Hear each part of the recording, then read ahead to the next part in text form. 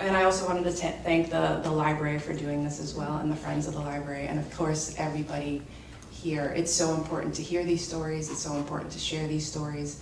And in sharing mine, I guess I'll reintroduce myself. My name's Giselle Sterling. I'm the Commissioner for the Mayor's Office of Veteran Services in Boston.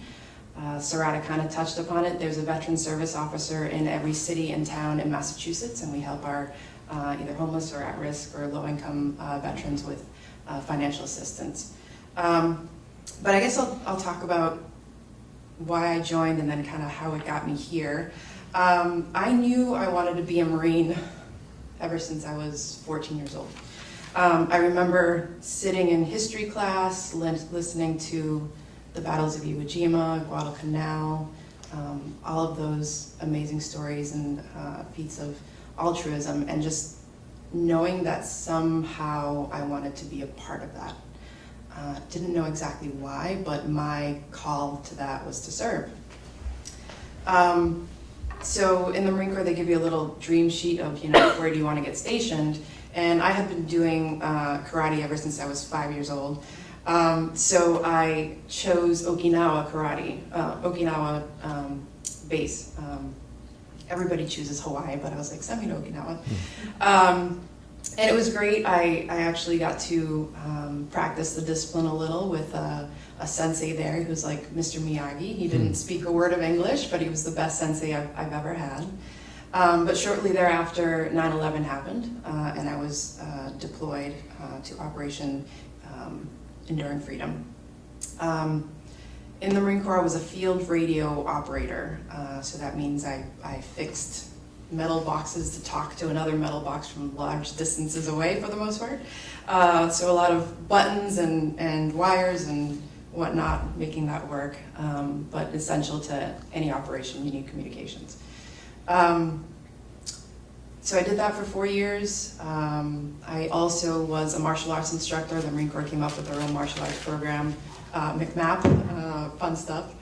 And then I was also a range coach, so every Marine has to qualify as a rifleman, so I helped guide them through that process every year, just to help them qualify. So after I got out, my skills as a field radio operator translated into becoming a Comcast cable technician. So I had the hard hat, I had the boots, I had the van and the ladders, all of it. So I knocked on your door and said, do you want your cable fixed up? And I would fix the cable. And I loved being out there working with my hands. It was like just like being in the military all over again. But then winter came around. And I was like, maybe I should go back to school. But before I decided to go back to school, I literally had about 19 different employers. Transitioning was not easy.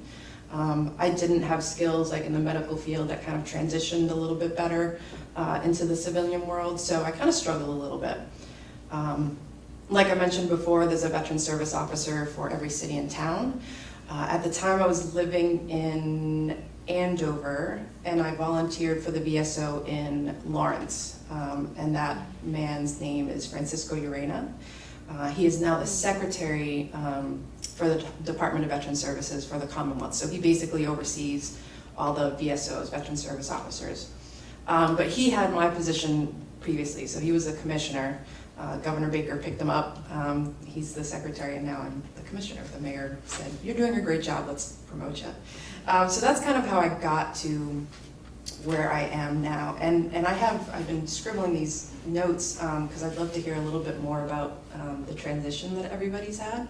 But I also wanted to definitely say that I'm a big believer that adversity doesn't build character, it reveals it. And I've heard so many great and amazing stories. I really just wanted to thank each and every one of you for sharing it and showing the real character. So thank you.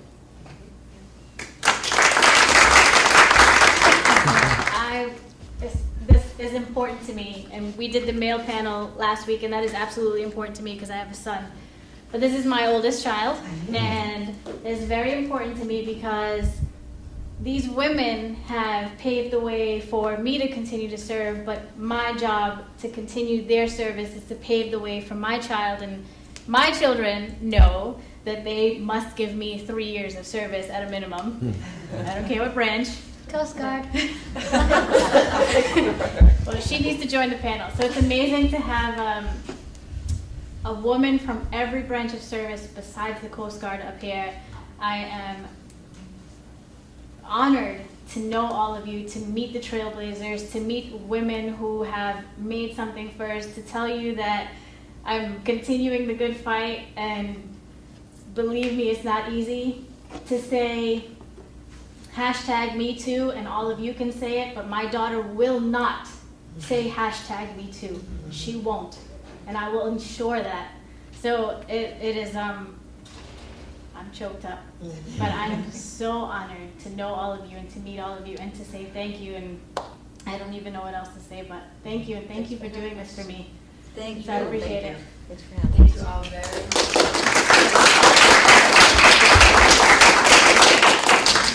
Please now relax, have some refreshments, and talk casually, since there's no formal questions. Can I get a less formal picture of you guys? We're going to get in on this too. Yeah. Yes. Let's do it that, because the light's better.